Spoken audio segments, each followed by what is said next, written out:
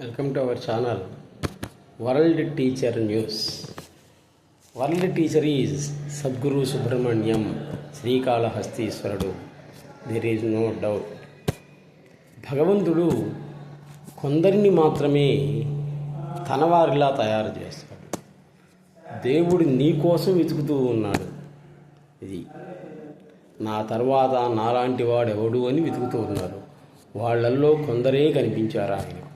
వాళ్ళను మాత్రమే ఆవహించాడు.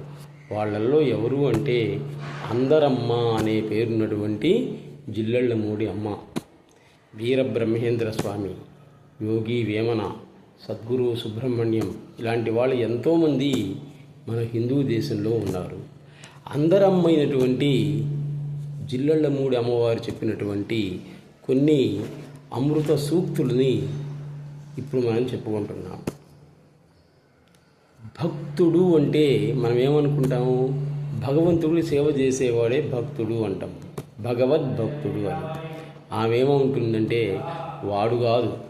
భక్తుడు అంటే ఎవరు అంటే భగవంతునికి తెలిసినటువంటి వాడు భక్తుడు. అది ముఖ్యమంత్రి మనకు తెలియచాం కాదు, ముఖ్యమంత్రికి మనం తెలియాలి. అప్పుడు మన గొప్పతనం. అలాగే భగవంతుని గురించి తెలిసినటువంటి వాడు భక్తుడు కాదు. భక్తుడు అంటే ఎవరు అంటే భగవంతుడికి తెలిసినటువంటి వాడే భక్తుడు అంటుంది. చూడండి ఎంత బాగా చెప్పిండో. అసలు ఈ సృష్టిలో మంత్రం కానటువంటి అక్షరమే లేదు. మననాత్ రాయతే ఇది మంత్ర అని చెప్పారు సంస్కృతంలో. నీ నోటి నుండి ఏ అక్షరం అయితే వస్తుందో అది మంత్రమే. ఆ మంత్రమే, అంతే. కాబట్టి మంత్రం కానటువంటి అక్షరం అంటూ ఈ లోకంలో ఏదీ లేదు. ఔషధానికి పనికిరానటువంటి మొక్క అంటూ ఏదీ లేదు. అది కనిపెట్టేటువంటి వాడిని బట్టి ఉంటుందన్నమాట. అలాగే అసలు పనికిరాని మనిషి అంటే ఎవడు లేడు. మనం అంటాం కదా, వాడు రొట్టి పనికి మాలినోడు, సరిగ్గా చదవట్లేదు, డబ్బులన్నీ కాజేస్తున్నాడు, పనికి మాలినోడు అంటాం మనం. కానీ ఆ మహాతల్లి ఏమంటుందంటే అసలు పనికి మాలినటువంటి వాడంటూ ఎవడూ లేడు. జ్ఞానము ఆయనే, అజ్ఞానము ఆయనే, మంచి ఆయనే, చెడు ఆయనే, దుష్టుడు ఆయనే, శిష్టుడు ఆయనే. సర్వం బ్రహ్మమయం జగత్ అనేది ఎవరు? నువ్వే. మళ్ళీ వీడు మంచి వీడు చెడు అని అంటున్నాం. అందరిలో మంచిని చూడడమే మన మంచితనం అని చెప్పింది ఆమె. కాబట్టి పనికిరాని మనిషి అంటూ ఎవ్వడూ లేడు. అందరూ ఏదో రకంగా పనికి వచ్చేటువంటి వాళ్ళే. అక్షరాలలో, మొక్కలలో, మనిషిలో కూడా గొప్పతనం అనేటువంటిది ఉంది. ఆ గొప్పతనాన్ని ఎవరైతే చూస్తారో వాళ్ళు గొప్పవాడు. వాడే భగవంతుడు. వాడెవడున్నాడు చూడండి. అందరిలో మంచితనం చూసేటువంటి వాళ్ళు అందరూ ఉన్నట్టయితే ఈ హత్యలు, మానభంగాలు, మర్డర్లు ఇవన్నీ ఎందుకు జరుగుతాయి? జరగవు. స్వార్థం మానవుడికి, నేను బాగుంటే చాలు అనేటువంటి స్వార్థం పెరిగింది. అందువల్ల ఇవన్నీ కూడా జరుగుతున్నాయి. ఆ స్థాయికి రావటం అనేటువంటిది గొప్ప. ఇది you are God, you are that is you are God. దేవుడు అనేటువంటి వాడు ఎక్కడో లేడు, నీలోనే ఉన్నాడు. కానీ నీలో నువ్వు ఉన్నటువంటి శక్తి నువ్వు తెలుసుకోవాలిగా. ఈ జన్మకు అయ్యే పని జరిగేదే కాదు.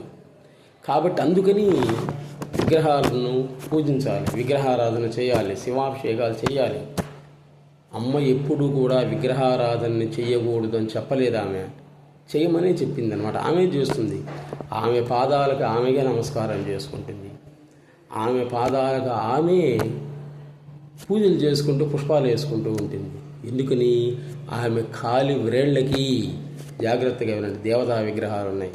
బ్రహ్మ, విష్ణు, మహేశ్వరుడు, కాళీమాత, సరస్వతి, లక్ష్మి ఇలాంటి దేవతా విగ్రహాలు ఉన్నాయి. చూడండి, మన చేతి వేళ్ళకి ఇలా పెట్టుకునేది విగ్రహాలు, కానీ ఆమె కాలి వేళ్ళకు ఉంటాయి. ఇది ఒక పెద్ద విచిత్రమైనటువంటి సంఘటన. నేను చూసా. జిల్లెళ్ళమూడి అమ్మవారికి పాదాలకు కాలి వేళ్ళగా ఉండేటువంటి విగ్రహాలను నేను చూసి నమస్కారం చేశాను. అప్పటి నుంచే నాకు ఆ డౌట్ వచ్చింది. అసలు అందరు చేతి వేళ్ళకి పెట్టుకుంటే కాలి వేళ్ళకి ఎందుకు పెట్టుతుంది ఆమెని?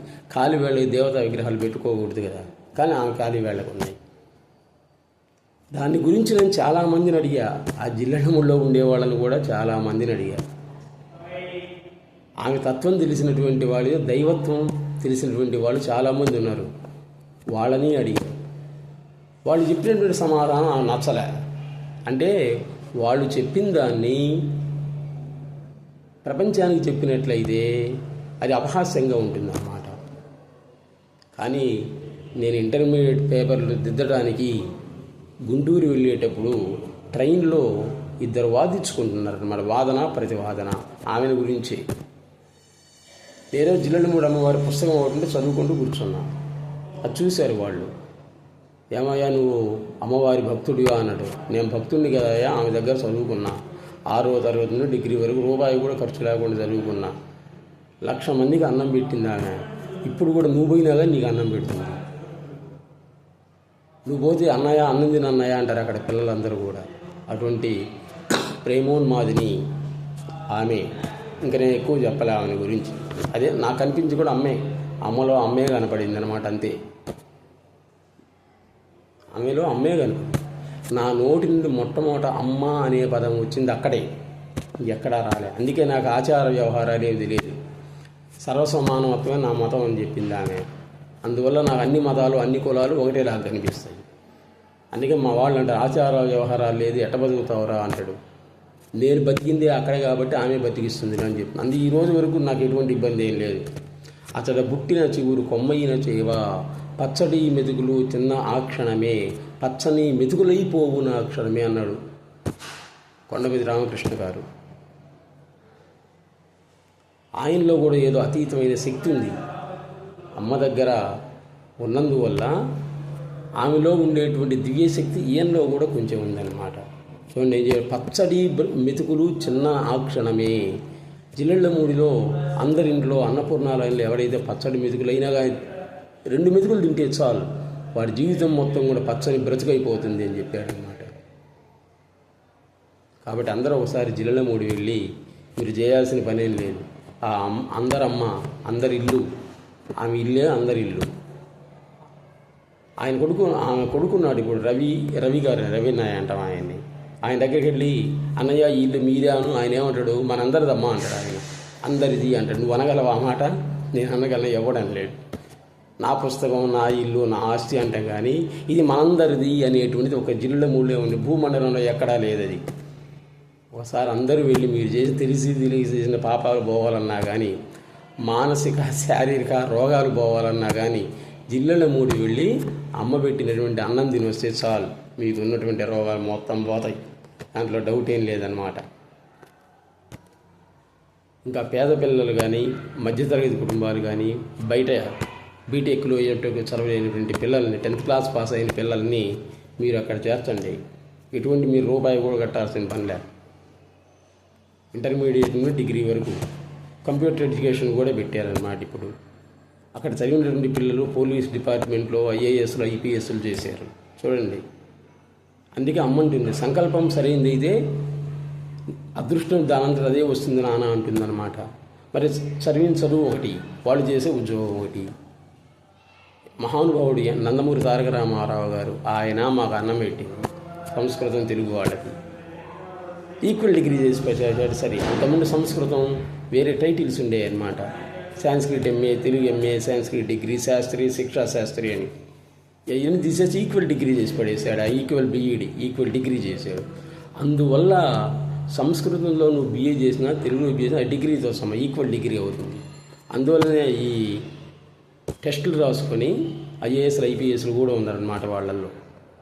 అటువంటి శక్తి ఇచ్చింది ఆమె. దేశ విదేశాలలో స్థిరపడ్డారు అక్కడ చదువుకున్నటువంటి పిల్లలు, పేద పిల్లలు పాపం.